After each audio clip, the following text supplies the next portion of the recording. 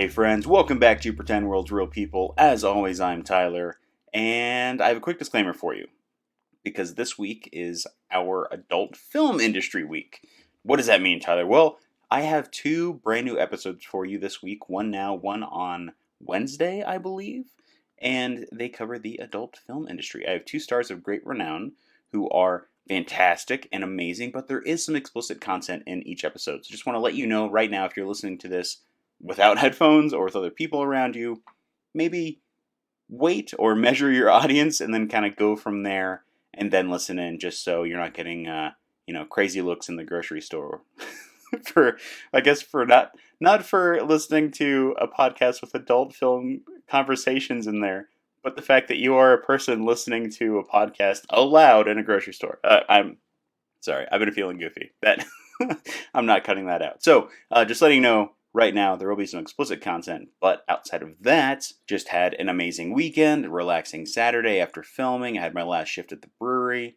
So now I'm embracing this whole working actor thing. Auditions and self-tapes I've been sending in like crazy. Fingers crossed on booking. But yeah, it's just been great. And, oh my god, and I forgot to tell you about this, or remind you, because hopefully you already knew. There's going to be a Writer's Table live stream on our YouTube channel tonight at 8 p.m. Mountain Standard Time with Kate Duffy of Reacher and Scorpion and Katie McElhenney of It's Always Sunny and Mythic Quest. It's going to be so much fun, about 90 minutes or so of pure just writer goofiness and hilarity. We're going to catch up. We're going to play some Mad Libs. It's going to be a lot of fun. So I really hope to see all of you there. And toss in your questions that I can ask them. We're gonna see how it goes. Like this show, it's gonna be very informal and very fun. So we got that planned for this evening. But let's talk about what you have planned for the next hour on your drive to work, or your lunch break if you're listening to it. Then let's go with that. I had a chance to talk with Siri Dahl. She is a content creator, a powerlifter, and an adult film star. She left the industry around 2015, 2016, but has since developed a huge online empire through various businesses and has had a chance to just create her own work and manage her own business, and she's completely thriving on it. She was a blast to talk to. Like myself, she's incredibly dorky. We talk about Star Wars versus Star Trek, her plans for the future, and what she does to decompress, because as most of you may know, running one business is tough. Running multiple, that is incredibly hard. So let's get right to it. Let's sit down. Let's have a chat with the lovely Siri Dahl.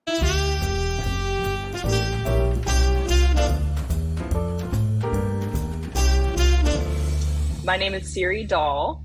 I am a porn star or adult film performer. I don't have a preference as to those two titles. I use them interchangeably depending on what platform I'm on and how safe for work or not safe for work it is, as well as an online content creator of my own content for sites like OnlyFans, and a powerlifter, and formerly also a podcast host myself.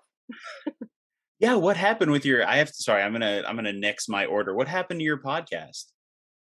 It's just on hiatus. Actually, I was just talking with my Rachel, who had been co-hosting it with me, about bringing it back just for a few episodes to do like a special summer series. So we're looking forward to doing that and like getting it all organized now to have those recordings out in late summer. But basically the answer to why did it go on hiatus and I never even like announced it formally is because I realized that I was overcommitting myself to too many things and I had to get rid of something. And with the podcast not generating income, that was the easiest thing to remove from my plate. But I do miss it, like it's still like you can still download it. Like I maintained the website and the feed for it and everything. So people can still listen and download, afteradult.com. But yeah, there haven't been new episodes since like February 2021. Yeah, I think during the first part of this podcast, I was looking for, a variety of people to bring onto the show. And I stumbled upon your podcast and absolutely loved it. It was great and very informative and entertaining. It was awesome. So when it stopped, I was just like, all right. Yeah, damn. And I did that on purpose. I was like, I'm going to leave this. I'm not even going to say shit. I'm just going to like stop doing it. Like, because I wanted to do that because it was like, well, if I ever do want to do more episodes, like just standalone random episodes, then, it leaves it in an area where it's like in this limbo that I can easily pull it out of without making a big hullabaloo about it. Yeah. You're not committed to like a series order or something like that. Yeah, it makes complete sense. Exactly. No, and like you said, with it not bringing you income, I totally understand that. This doesn't bring me any income. Trying real hard. That podcaster life. Yeah, it's just like, I'm gonna work like 35 to 50 hours on the podcast a week for maybe 20 cents. Just constantly working. Hey, but you're just gonna pay money to make a podcast and never generate money. Yeah, find the good subscriptions that won't screw you over with monthly dues. But well, that's good to hear that hopefully you'll have like a summer series for the podcast coming up. But cool. Sorry, I went off on a weird tangent for that because I was curious what the hell happened. Valid. Yeah. So I do want to take it back. What brought you into the adult industry? Because personally, I am an actor in, TV, film, maybe some theater here and there, depending on who you ask. But there's always, two different sides of, the performing arts industry, whether it be the adults or the theatrical. So what got you into it? Was it a love of, obviously what it is, or was it just something you kind of fell into? I did the opposite of fall into it. So, and I am a fellow, like, I haven't performed in theater as an adult, really. I mean, if you count college, then yeah, a little bit. I'd count it. But I was definitely like a theater nerd in high school. When I was a little kid, my dream when I was like, 11, 12 and on was that I wanted to be on SNL. So, but I'm not a natural comedian, like, at all. Like, I might say something funny once in a while, and it's like random if I do. I can't be funny on purpose, really. So I've always had the like extroverted performer personality. And when I started to realize that I was very interested in the porn industry was when I was still in college, about between the ages of like 19 to 22. The idea first hit me when I was 19 because I found a queer porn website featuring a lot of like queer women who were like, some of whom were like non-binary. And it was just really cool and just something that I hadn't encountered before, because of course I watched porn as a teen and stuff, but I hadn't seen porn like this. And I found it very inspiring. And that kind of generated the idea in my head that that's something I wanted to be a part of. And at that point, when I was like 19 and 20, looking at this site as a subscriber, I only had the idea that I might do that just as like a one-time thing for something fun and like an interesting experience. But then as, the years wore on, by the time I was 23, I was like, I still wasn't really happy with what I was studying in college. I changed my major like 5 times and I was just like, what the hell? Like, none of this strikes any like passion in me, but I do feel passionate about wanting to make porn. Like, I felt like I felt like this is my calling. Like, I used to joke that for me to actually ever go out to California and do porn would be like the equivalent of running away to join the circus. And then, I mean, finally, when I was 23, which was in 2012, is when I decided to just jump for it and do it. And I moved out to LA. I initially signed up with a talent agency that represents adult talent for the porn industry. And I didn't end up liking that agent, so I split up with them within the first year. But I, of course, stayed in the industry. And I was in porn for 3 years, and then I retired at the very beginning of 2015. Like I didn't even make any videos in the year 2015 because I was out of it by December 2014. Oh wow. So yeah, I took a long break. I was gone for 5 years. I didn't think I would ever go back into it, and then in 2020. After, having 5 years away from the industry, moving out to Kentucky of all places is when I was like, you know what? I really missed that. I'm going to go do it again. It's been a journey. Yeah. I mean, there was just a little pandemic that was causing everyone to stay inside. So, I came out of my retirement 3 months before, because I started shooting professional like studio stuff again in January 2020. So I had literally barely 3 months to shoot new scenes and make my comeback, and then COVID hit, and then I was stuck at home in Kentucky for like a while. Oh, that's crazy. Yeah, so then it wasn't even because of the pandemic. That's cool that you already wasn't, on the your pandemic way helped, honestly, because then I got on OnlyFans and I was able to actually make a stable income without having to travel a lot to shoot. So hey, I mean, not a fan of the pandemic, but I like, I had a better situation throughout most of it than most folks did. So I'm thankful Yeah. for that. And now that it seems like OnlyFans is a great way to make income from, most people that we've seen, do you have a preference to generating your own content on OnlyFans or, setting something up, going to a location in LA and having a scene there? Do you have a preference now? I like both. I definitely make a lot more money doing my own content for OnlyFans because I keep not every penny, because OnlyFans does take a percentage of that, but I do see a lot more of the return on my investment of time when I make my own content. And then the benefit to me is also that I own it. So then I can continue to sell it into infinity and beyond. Whereas in a studio production, you get a check. It's like you have a rate for the type of scene that you're in, and the rate is like directly corresponds to the actual sex act that's happening. And you get that one check for that one shoot. Royalties don't exist in the adult industry. The closest thing that we have to something like royalties is like affiliate marketing channels, where, if I have for example, a Brazzers scene that comes out, I have an affiliate account with Brazzers as well. So I can post my affiliate link on like Twitter. So then if anyone signs up and pays to join Brazzers using my link, then I get like a little kickback from that. But it's anyone can sign up for an affiliate account. That's not like specifically because I'm in the scene. That's just because I'm smart enough to do that. So there's, it's like the way that I look at it, and I will say that most performers these days look at it, is studio productions it's fun. It's an easier day in a lot of ways. It's a longer day because you're doing a professional production, which is usually a lot more complicated and higher production value. But it's easier for me in the sense that I don't have to do shit other than like get my call sheet with my call time on it and show up.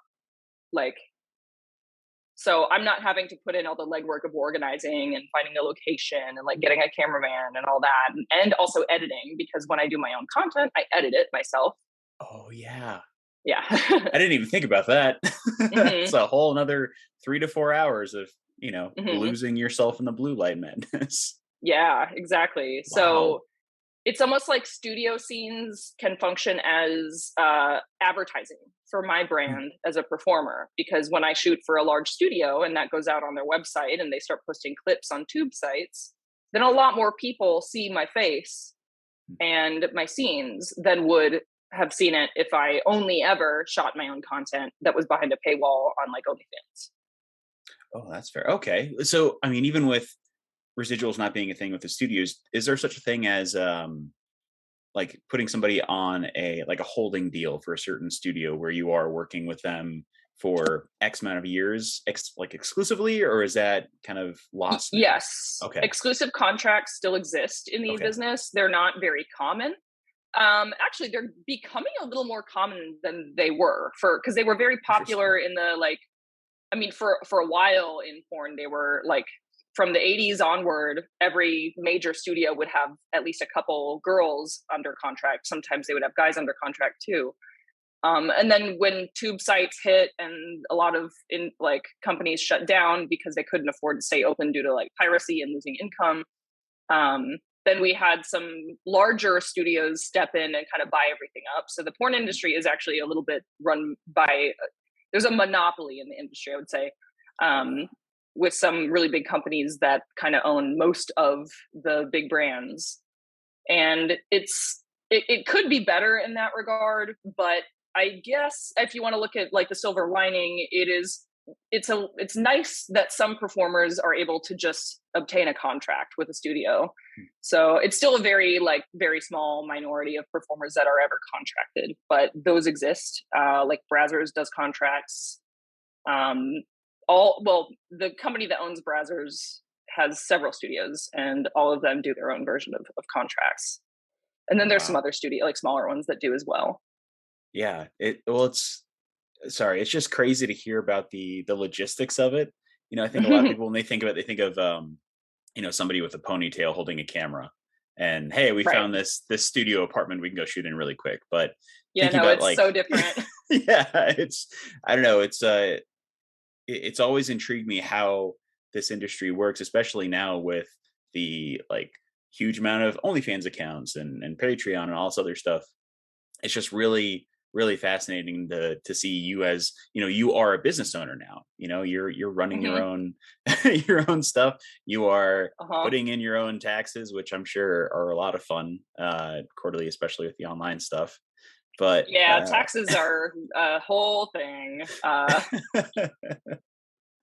Yep. Yeah, I don't know. It's just it's crazy to hear about it. But going back to you building up your own brand and your content, especially at your home in Kentucky, did you already have a bunch of like Twitch equipment? I see you have like the podcast and video equipment in the back all the stuff behind me. Did you already have that stuff, or did you have to just go on Amazon and start ordering it, just to get everything started? Oh, I did not have that. I always wanted to start a Twitch stream, but I didn't. My fans in like 2013 used to beg me to get on Twitch. And at the time, I just didn't get it. I was like, that doesn't sound like a wise use of my time. Like, why would I want to be at a platform that's safe for work? By definition, I can't do what my actual job is. But they wanted me to do it because, I'm a nerd and most of my fans are nerds. And they like games and they wanted to watch me also play those games or play those games with them. So at the time I didn't do it. And then I always kind of regretted it later because I was like, damn, if I'd gotten on Twitch back then, I'd be like a big Twitcher now. And now I am on Twitch. I only started streaming. It was actually a COVID thing. Like when I realized, I'm going to be stuck at home for months in, March, I started streaming and started building my stream setup and getting gear and just constantly like upgrading gear. And then it took me like a year and a half to get Twitch partner status. But I still stream. I streamed like last night. I still stream a couple times a week at least. So with your, sorry, I'm one of those few people who like, I know of Twitch and I've been told like, hey, should you Twitch for your channel too? Can you describe to our listeners exactly what Twitch is? Cause I'm still on the fence about it. The whole, what can I create that somebody would actually want to watch, sort of ideal for it. So what is Twitch in a nutshell? So it's a live streaming platform, and it was the first of its kind to be, available on a really large scale. Now it does have some competitors, like a lot of Twitch creators have moved to streaming on YouTube, especially Twitch creators who don't specialize in gaming content specifically. Because there are a lot of non-gaming categories on Twitch. Like there's a just chatting category. There's a hot tubs and pools category where you can stream if you're just going to sit in a hot tub on camera. So we've seen a lot of, some Twitch creators have moved just because, I don't really I haven't looked too deep into the differences between different streaming platforms, but I will say that I do know Twitch was the first to only specialize in live streaming for like a large audience. And I'm not even sure when it's been around. I remember, when my fans were telling me to get on Twitch in 2013, it was new at the time. Like not a lot of people were actually using it yet, other than like mega gaming nerds. Yeah. And it just has continued to grow. And so now there's quite a large community of Twitch streamers who don't even really play video games on there, but that the video games and just gaming in general is still like kind of its core market. Yeah, back when like PewDiePie was, the biggest thing on the internet, and that's interesting to think about. Yeah. And now I am very curious. What does your day look like when you are creating content? Maybe not even your day, your week. Do you outline everything you're going to do, whether it's OnlyFans, Twitch, your own personal website? Do you have a mass schedule on your computer or somewhere in your office where you go, okay, on this day I'm doing this and this and this and this? Do you plan it out that way, or is it kind of like roll with the punches? Yeah, it's a combination of both. I do have a loose content calendar that I abide by, which is essentially like I try to shoot on the same day of every week. Usually it's like a Monday is a production day. And I try to keep it to where Monday is the only production day, because I do not like having to set up all my gear and shoot content and then take it down and do it again like 2 days later. Yeah. So I try to keep it to a pretty regular schedule like that. Actually producing or shooting content is the minority of what I do. Most days it's a lot of administrative work, like DMs, emails, like business end of stuff. I've gotten to the point where my business is large enough that I have to hire a bookkeeper and an accountant to do Oh that my end. God. But there's still some upkeep that I Yeah. have to be like in touch with what's going on there. And I do quite a bit of like planning for future things. You know, one of the projects that I'm working on now is I want to build an actual studio, which is a huge undertaking, and I'm only in the very, very beginning stages of like creative development. Pretty much, I haven't really done anything yet. So Whoa. that's a lot. Yeah. Now, is that going to be something you're looking at for close to your house? Or are you going to build something like deep in Louisville, Kentucky? Like what sort of studio are you imagining here? Because that could be anything. That's insane. Yeah, getting it off the ground, it would have to be in. I'd have to be shooting primarily in LA in the beginning, at least. But ultimately, Oh, one of my goals is that I do want to produce yeah. in Kentucky. And one of the big tasks that goes along with that is really deeply investigating any potential legal conflicts that might occur from shooting porn in Kentucky. Oh, I didn't even think Because about that. there are technically, most states don't have a like really clear law on that. There are obscenity laws, but that doesn't necessarily apply to porn, because there was a Supreme Court decision. God, I don't even remember what the year was. I want to say it was like late 70s or early 80s. That did classify adult film as free speech. So at least federally, I would be protected by that. But then at the state level, there are all kinds of little like ways that they can try to prevent you from producing. And most of those have to do with like renting locations. So if I only ever shot in my house, which I own, then I would be fine for the most part. Yeah. But yeah, so there's a lot to explore there, which is why I wouldn't even try to start shooting where I live in the beginning, because it's a lot to deal with. Yeah, that sounds horrifying in a way to try and navigate through that. But I assume you have a credit card that will rank up some nice flyer miles to LA. Oh, I mean, yeah, I already fly out. I spend about a week every month in LA, and I have so many miles. It's great. Oh my God. Well, I would hope so. Yeah. Any destination vacation plans with those miles? I'm actually going on vacation very soon using those miles. Yes. Oh, Indeed. hell yeah. Yeah. That's awesome. Well, I hope the studio process goes well, especially, in LA, there's a whole other realm. Kentucky, fingers crossed on that, the way everything else is going. But I mean, you said you're a nerd. What sort of nerdy things are you into? Are you more heavily a gamer? Are you more of a cosplay, pop culture, movies? What are you like really into more than anything else?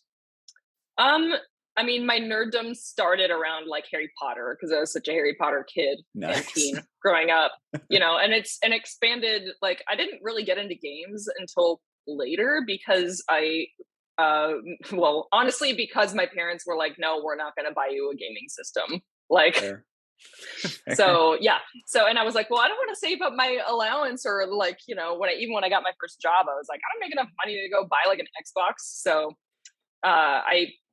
eventually we did get an Xbox, but it was only because my dad at the time worked for Microsoft and he got it as a gift. Damn. So yeah, I had like the very first Xbox, and that was it. And then, so like, up until I was like in my mid 20s, the only video games I'd really played were fucking like first gen Xbox games, like the first Halo, but I loved it. I played a lot of The Sims too. So I always like was into games, but there was a little bit of a lack of accessibility, and then later on, just a lack of time for it. Yeah. So I would say that I nerd out over everything that I like. But I can't say that I'm a classic quote unquote nerd, in the sense that like I don't really give a shit about Star Wars. Hey, that's fair. That's going around apparently. Yeah, or Star Trek. Although I think I like Star Trek more than Star Wars, if I had to pick between the nerd stars. My partner's a big Star Trek fan, and we've watched some of it together, and I'm like, I can get down with this. What about Star Trek intrigues you so much over Star Wars? Now I gotta know. Well, from what I've seen of Star Trek, there's a very interesting way of dealing with like societal issues or approaching issues in a way that there's like a lot of metaphors for things that we experience in our culture, but it's not necessarily super obvious if you're watching it, because this is all taking place in like a totally different reality where there's different alien races and they're all in space and shit. Which I suppose that also kind of is happening in Star Wars. So I can't really hold that against my thing with Star Wars is just that everything is so fucking saturated with Star Wars all the time, everywhere I look. And it just makes me like annoyed about it. So that's why I've never gotten super into it. Cause I'm just like, anything that is like this heavily marketed to me constantly is I'm just like, no, man. So do you, oh God, I'm going to pull out the nerdiest reference I can imagine. So for you, it's almost like that movie, They Live. Did you ever see that? No, I didn't. Where there's these special government glasses where you put them on and every piece of marketing goes from something shiny and like popish to like obey, eat, reproduce. Like it's a horribly awesome old sci-fi film from the 80s. But no, I totally get it. But I've seen cuts from it, I think, because I am getting a visual like bell ringing from what you're describing. Yeah. Yeah. Well, I understand the Star Wars oversaturation, because at this point I was a fan and now I'm slowly kind of backing up into a corner saying, I think I'm all right, guys. Well, that's really cool especially that you and your partner share that love for something too. And I do have to ask you, which house are you for Harry Potter? I am Gryffindor. Like, I'm actually Gryffindor. According to the official Pottermore quiz, but also every single like fake or like ostensibly real quote, like, sorting hat thing, because whenever you go to like the book releases and stuff, they'd always have like some dude like hiding under a tent with like a sorting hat sitting on top of it, like, and every fucking time I have gotten Gryffindor, so I'm like, yeah, I'm pretty sure that seems legit. Oh, that's so awesome. I'm jealous of that answer. What are you? I think I'm a Hufflepuff. Everyone who's Hufflepuff says that like apologetically, and it makes me so sad. It also is telling, because I feel like if you're really sad that you got put in Hufflepuff, then that's like maybe the biggest sign that you're actually Hufflepuff. Yeah. Oh, 100%. Or my friends are Slytherin or even Ravenclaw. I'm like, that's cool. I'm just gonna sit over here. Like, it's just how it is. No, that's just super cool that you guys share that love for something nerdy that's kind of outside the zeitgeist a little bit. Mm-hmm. But hey, outside of your content creation, outside of your business, what do you like to do that kind of lets you decompress? We'll get to your powerlifting here in a second, because I know you're a killer powerlifter. But what helps you decompress from a long work week, or if you want to go on like a fun staycation? What's something that kind of helps you relax? I like making stuff.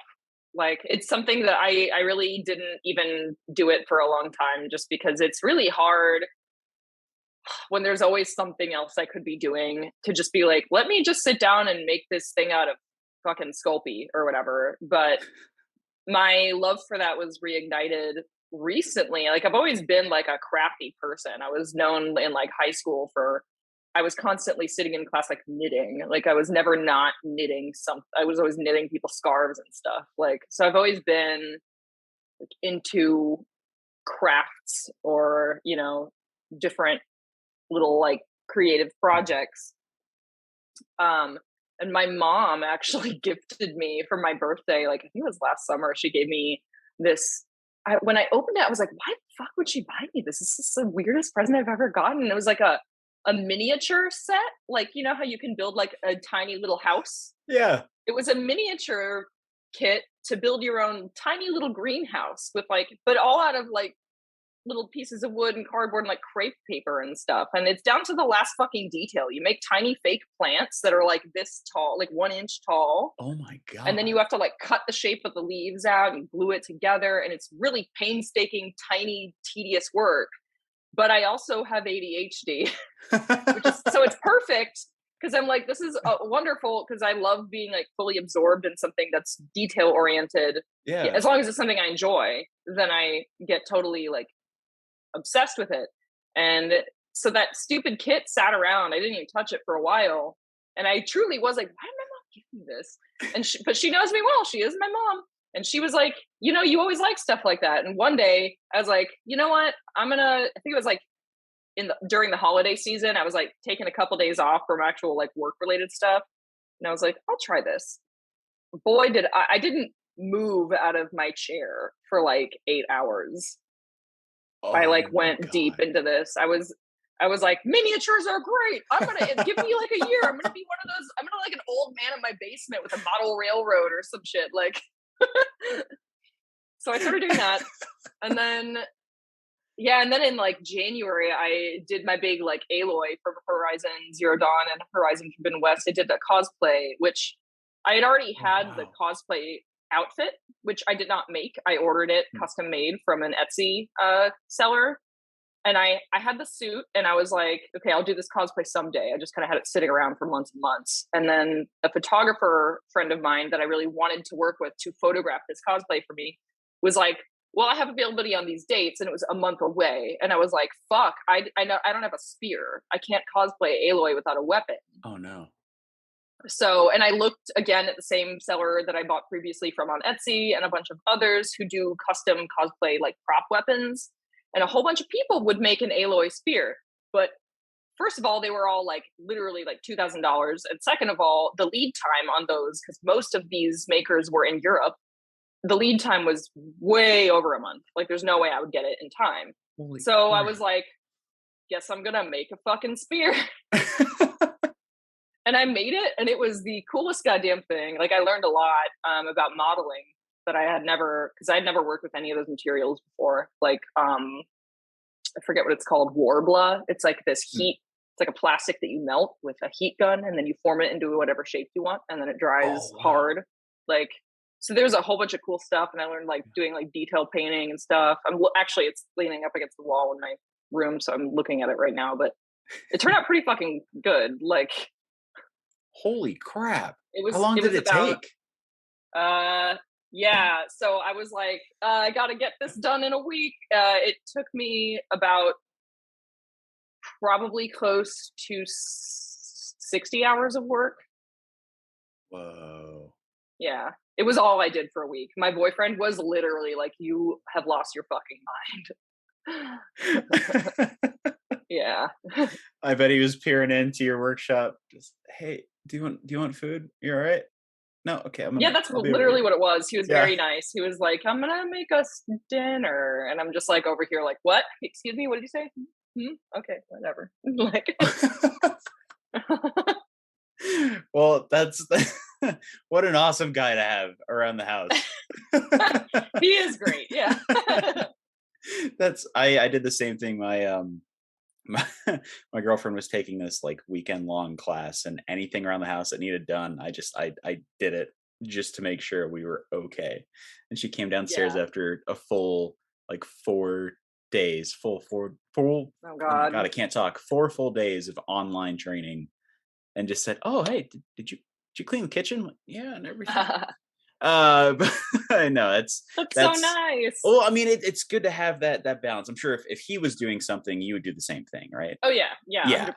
Yeah, 100% partnership. That's what we're in for. But that's so cool. I am curious now. Are you gonna get more into the miniature part of things? You're gonna build that town for the old model train? No. So quick. No, I do love it, but I don't have the space to dedicate to. I mean, I actually do have quite a lot of space, but nothing that I can functionally put a ton of miniatures in. But I do like the company that made the kit that my mom gave to me. I've found some other little ones that they make, and they do ones that are like a 4 square inch like little guy. Just like different little like scenes that you can build. Yeah, and they're really cute. And so I'm probably gonna end up getting a few more of those, but nothing that would be like a giant room full of miniatures. Yeah, that there would have to be another lockdown for that to happen. Maybe when I'm like retired and old, maybe I will get to that level. Just look who has the Guinness Book of World Record account for that specific activity and see if you could beat it by the time you're 80, 85. The world's largest model railroad. I mean, I don't think I would even want to do railroads. Like, I don't know why that's No. the thing, but Do something just different. tiny things. Yeah. Yeah. Just make the entire downtown set of LA. There we go. Yeah. That'd be worth something. Well, I want to kind of zero in on something here. You're the first, adult film industry vet that we've had on this podcast, and a lot of the questions that I have do teeter over to that part of the industry as well. And I do want to ask, if you have a party story that you could share with our listeners. So, in our sort of way of delivering a party story, it is somebody who has experienced something so impactful that you can recount every single moment of it and easily tell it at a party. It doesn't have to be anything that, occurred in the, on the job or on set. Could be anything throughout your career or your life. But is there something that you could share with our listeners by any chance? Oh my God. I know it's a loaded question. So now it's like, which thing do I talk about? Which one?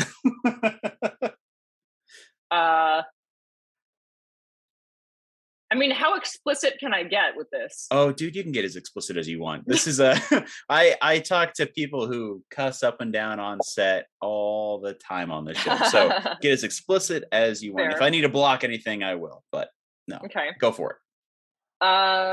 Boy, hold on. I'm trying to pick between a couple that I could pick in my brain and decide what feels right for this moment.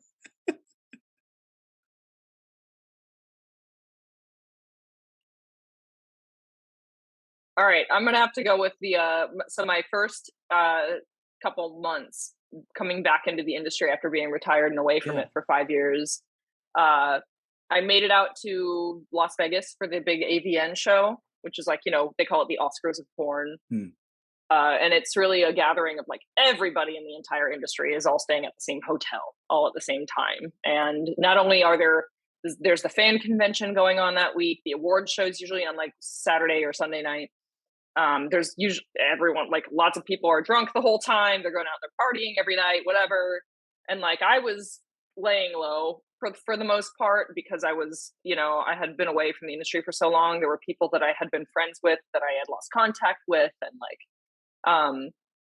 but I wasn't, I think it was actually after the award show itself, like later that night, I was invited to a private, like a BDSM party that an industry friend was hosting, where there was going to be part of the like ticket for this show is that if you get the VIP ticket or whatever, because they had like, it was open to the public, but then they also, like the organizer of the party had reserved like a small room that was like the VIP area. And in that small room, there was to be a live sex show where Michael Vegas, who is also an industry veteran, male performer. He's been around for a while. He runs his own site that's all about pegging. He was going to get fisted anally by the porn star Natalie Mars with a bunch of people watching. And so so that was something that I watched. Yeah.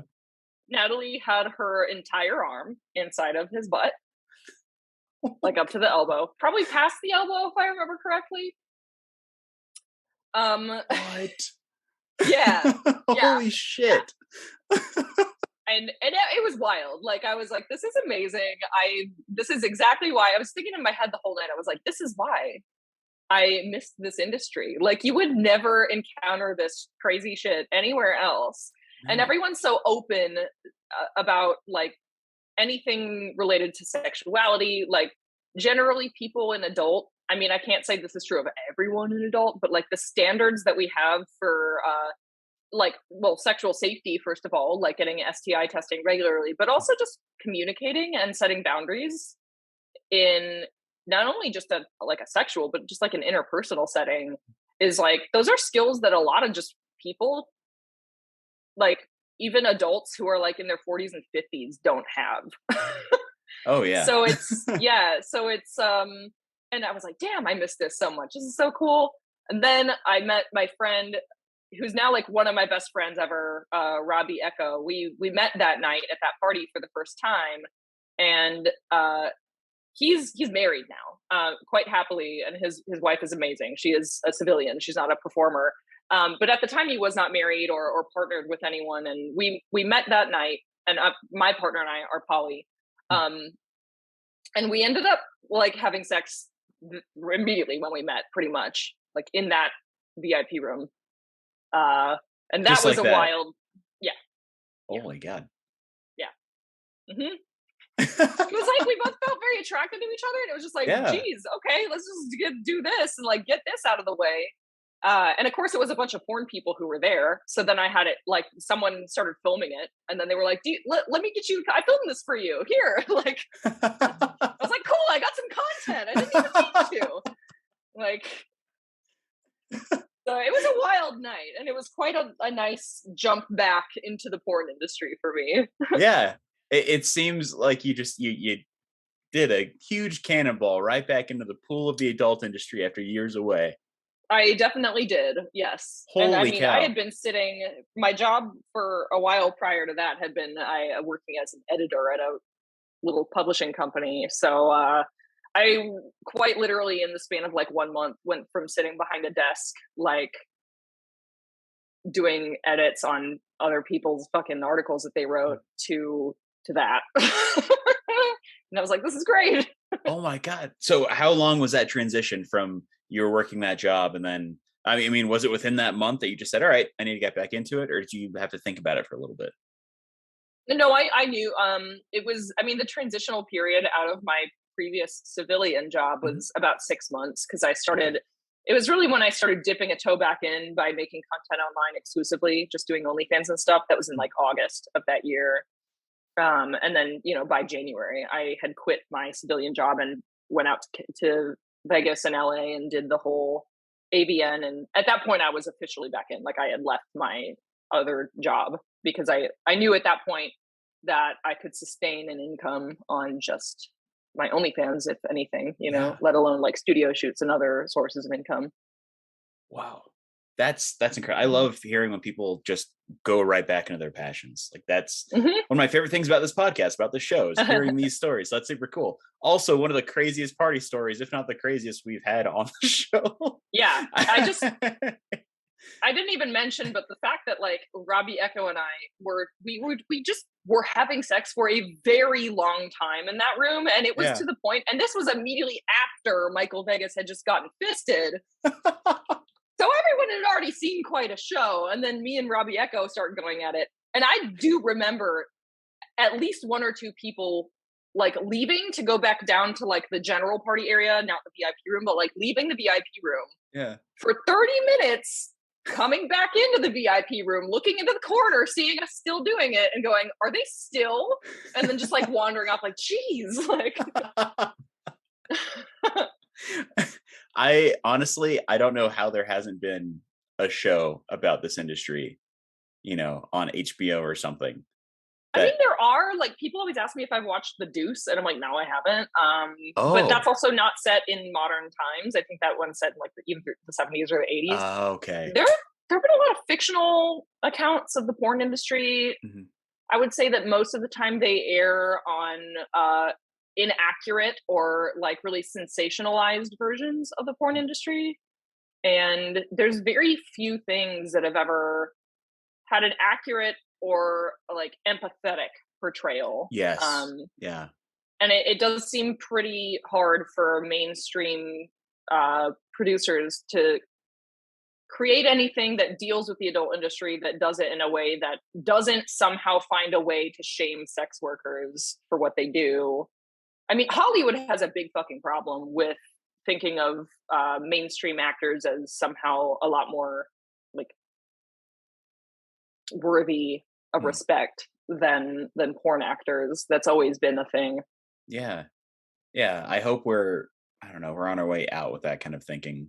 Fingers crossed. I think, I mean, there's two huge things that are more recent that have been really good signs in my view are Maitland Ward, who, was a cast member on Boy Meets World, is now a very, like, the most famous porn star. And she's continued getting a lot of mainstream attention and respect, even after kind of crossing the pond from mainstream to porn. And so that's cool to see like that blending of that.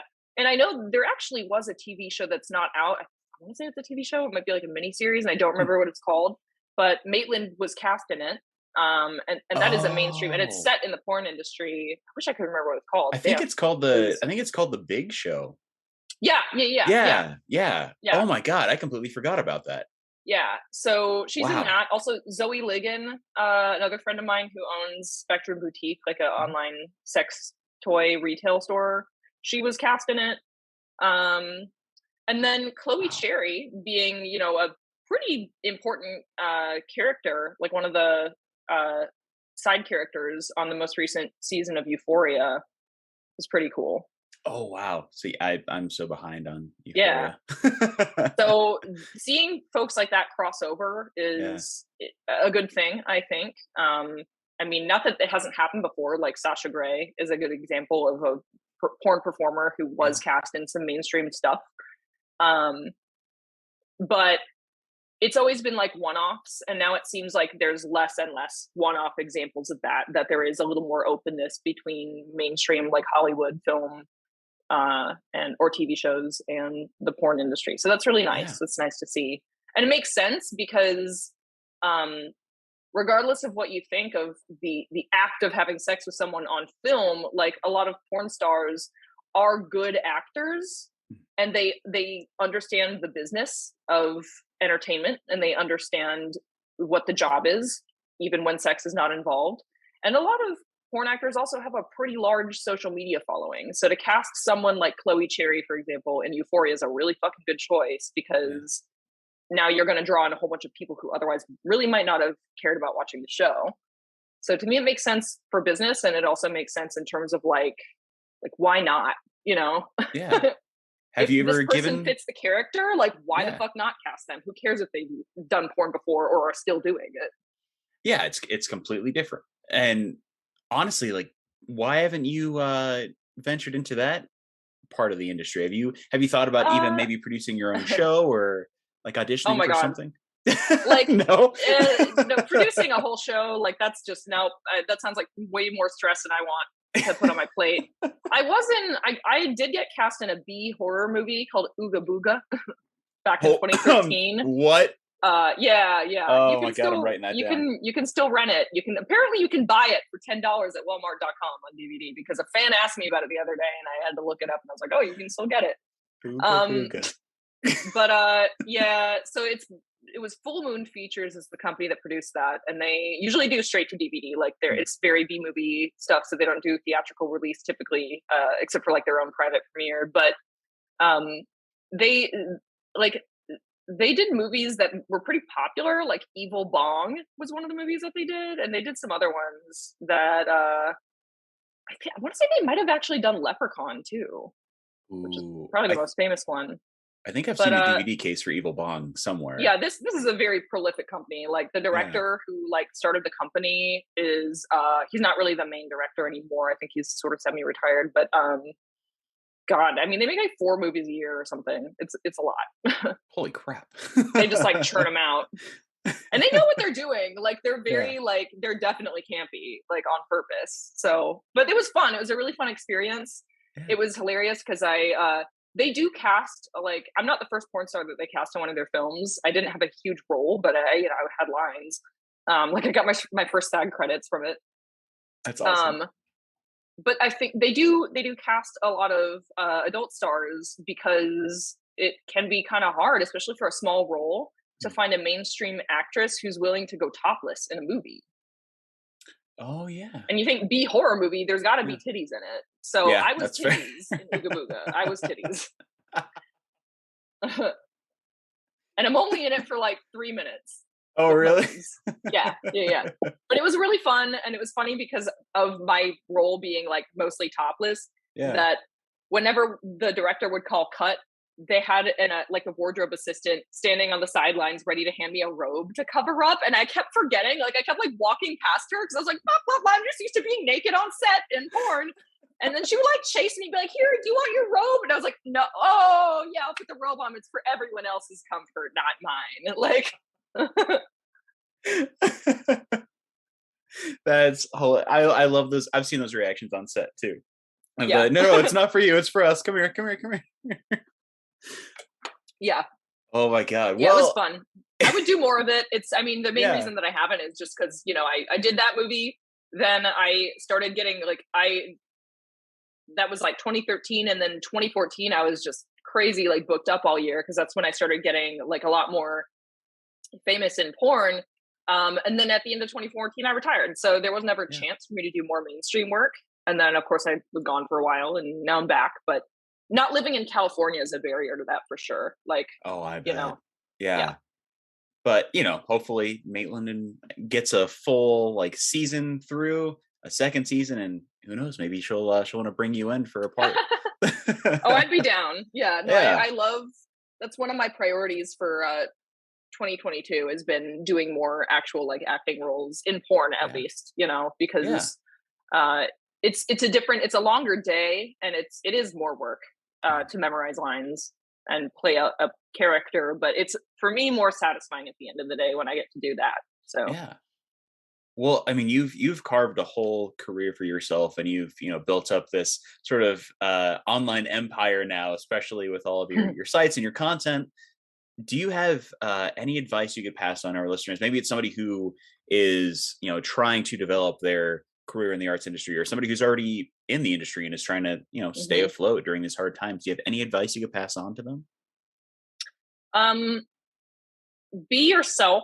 Like, this sounds so dorky to be like, be true to yourself, but no, really, because especially in any entertainment industry, especially, you're gonna have a lot of people who might be incredibly like well-meaning, respected figures in your industry who will give you advice that might even come unsolicited about how you should handle your career, your appearance, your approach, your fan interactions. Like, it's a very popular thing for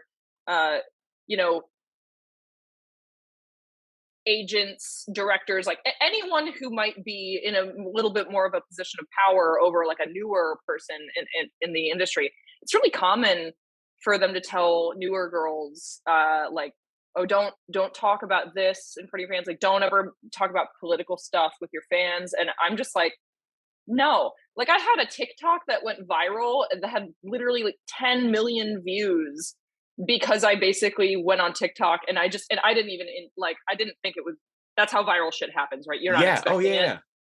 I just was like, this was like right after the 2020 election results were finalized. And I was like, hey, I realize that some people following me on this platform are like big Trump fans. I just want to say, you should unfollow me. I don't want you. So I had this fucking anti-Trump thing that I said go really viral on TikTok, and all it got me was hate. Like, I got a lot of hate follows on TikTok, but also to this day, I have fans who will join my OnlyFans, and the first thing they DM me is, "Oh my God, I love you so much. I found you on TikTok. I'm so glad that that you share my values." And I'm like, you know what? This worked for me. Like, I'm not afraid to talk politics with my fans, because like, either they don't agree with me and that's enough for them to not want to support my career by like giving me their money or watching my films, and that's fine. They don't have to do that. Or they're going to be like, this is awesome. Now I really want to like be her fan. And there's the rare person who might not agree with me, but then they're also like, I don't need to agree with her politics to watch her have sex with people. That's fine. Yeah. In any case, I find it all acceptable, and none of it's going to stop me from sharing my opinions openly, Yeah. So it's like things like that. I just tell people, like, just don't worry too much about the possibly, like, how do I say this? Because I was telling you all that because I was trying to get at the fact that, like, there will be people, like, I can't even count on both hands how many times I've gotten advice from, like, usually like old dudes in the industry about how I should behave or run my own career or my business. Wow. And most of that advice I have not listened to. And I also can't say that I have any regrets about any of that. My other advice is pay your taxes. That's sage advice too, based on what I've seen on Google News the last couple of days. Yeah. Pay your taxes. Don't think that you can claim that you made $5,000 and get away with that. The IRS will find you, and then your wages will be garnered for years. Hasn't happened to me, but I do know people that it's happened. Oh, thank God. I was about to say, are you okay? Oh, no. Yeah, no, I'm fine. I was never lured into that. I'd say, is that why there's a missing patch of drywall behind you, just filled with cash? Or should I not say that? I guess I shouldn't have said that. That's all right. No, you found my drywall cash. Oh, shit. Well, and there's like no way to segue from that. One thing I do like to do with these episodes is promote something that my guest really believes in. So whether it's your website, a charity, maybe a business you really believe in, is there something I can promote with your episode? Yes, please. So I actually made a website for this. I don't need to paste the link. I'll just tell you what it is. So I made a website. Well, it started out as a joke because I don't even remember what it was, because I refer to myself as a porn star on like safe platforms like Instagram and TikTok. Because I can't say porn, I'll get banned. Of course not. Yeah. So it's just become a thing. And then I started doing it on Twitch. And so on Twitch, I call my subscriber base on Twitch, I call them the corn cult.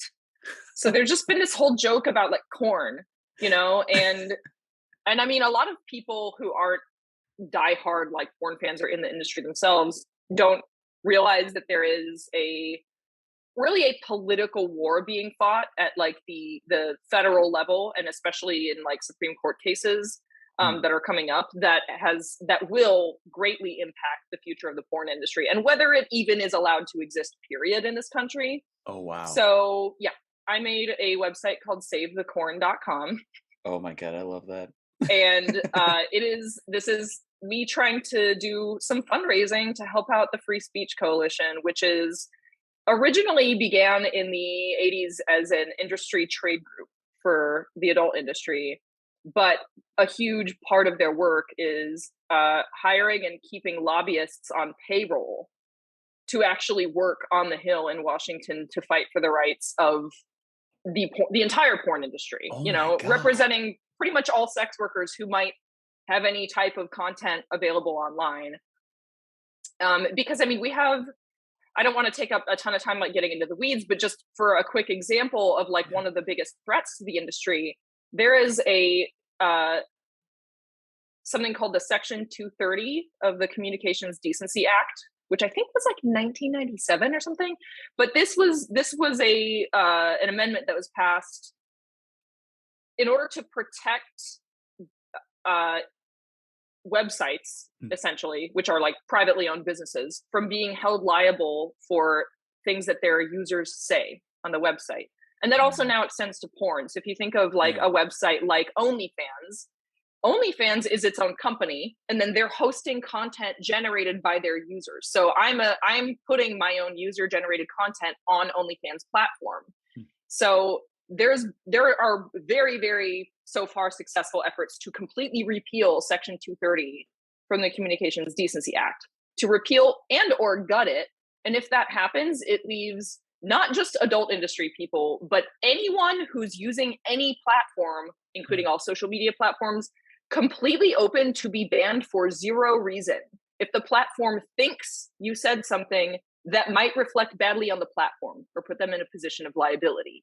And since sex work, porn in some states is officially like on the books legal, and actually like producing porn isn't criminalized in this country, but other forms of sex work, like if you're an escort, seeing clients in person, that's not legal at the federal level. So if you're an escort and you just like have a Twitter account, like that could completely that already happens. But if the Section 230 were repealed, no one would, and it would, there's no telling, it's really like a slippery slope situation, because if a private company, say Twitter, is going to be able to be sued for what one single Twitter user said, then they're always going to play it safe. essentially it will have it's the most serious chilling effect on people's speech. And we already live in a country where democracy is like being slowly dismantled.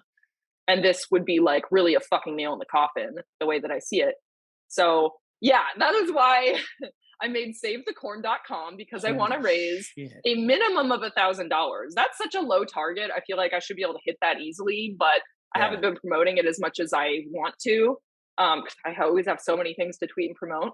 But I told my fans, hey, if you guys donate a total of $1,000 for the FSC lobbying fund, I will do a Twitch stream where I swim in a literal pool filled with corn. Because my Twitch community is always asking me to do pool streams, and I'm like, well, I don't have a pool. I could get an inflatable pool, but it sounds like a lot more fun to do it as a fundraiser and then fill it with corn. Yeah, that's a shit ton of corn too. It is. I like looked it up. It's like, oh god, it's like several $100s worth of corn, like 200 pounds or something like that. It's fucking insane. Like, it's so much corn. I mean, hey, the corn industry will thank you for that. Fortunately, I live in Kentucky, and there are plenty of farms to donate the corn to after it's been slumming. So, oh yeah, that's a good point. Well, no, that's... I literally asked my friend who works on a farm about it. I was like, "Do you think I could donate? Is there like a problem with me donating it if it touched my body?" And she was like, "No, we don't fucking care. We'll feed it to our like pigs. Who cares?" Oh yeah. Well, that's a horrifying one to think about, that being not the corn, but the repeal. Pigs eating my butt corn. Like, oh no, that's kind of weird. I mean, that corn that touched my butt, like nothing came out of it. Oh. There's gonna be a farmer standing at the trough just going, yeah, eat it. Go ahead. That part sounds hilarious and awesome, and I hope you make that, that minimum amount of it. Guys, listeners, it's $1,000. Like, I'm gonna tie the site into the episode, so go in, click on it, and donate, because that's incredibly important too. To not only support, right. Like, and $1,000 is nothing to build up donations. Yeah, I mean, I only tweeted the link a couple times, and I got like a couple $100. So we're not halfway there, but I mean, there's no time limit on this. I didn't set a time limit. I never said like it has to be by this date. I was just like, just donate. Yeah. Once I get to that $1,000, I'm hopping in a pool full of corn. The sooner you donate, the sooner I get in the corn. Well, our listeners will definitely help out with that, because that's like a horrifying reality to think about, the complete loss of free speech and losing so much, if not already what we've lost this year, which I won't get into. But that's incredible. No, I'll definitely promote that for sure. And I love the save the corn. I'm such a dork. I'm gonna be giggling about that for the rest of the day. But this, I don't want to take up too much of your time, because I feel like I could talk to you for hours. This has just been hilarious and awesome, and getting to know your story and your background. Maybe we could bring you back on the show in the future one day. Sure. And hey, after you swim in the corn, see how the whole thing went. We'll catch up on how many donations you got for that. But I just want to thank you for like giving your time to the show and sharing your story, sharing your experiences, because that's what this is all about. I have one thing, my favorite thing actually, for each episode. Have you ever seen Wayne's World? Not in its entirety. It's such a quotable movie that I grew up with like family members constantly quoting it, but I've never actually just sat down and watched it. I know I'm bad. Oh my God. No, I mean, hey, you're busy, but when you get a second, just spare 90 minutes. Essentially what I like to do to close out. Is it actually 90 minutes? I love when movies are 90 minutes. You remember when that used to be a thing regularly? Oh my God. Yeah, it's like 90, 95 with credits maybe. It's super tight. Yeah, no, you should definitely check it out. I like to close out every recording by doing a silent Wayne's World countdown, where I'll count down from 3. Then when I point to you, you give us your best awkward goodbye, your best verbal awkward goodbye. If you could think of something really awkward to say. I love it so much. It's my own personal weird thing, but I love it. It's so much fun. Everyone's different too. So do you think you can do that? Yes. Okay. All right. And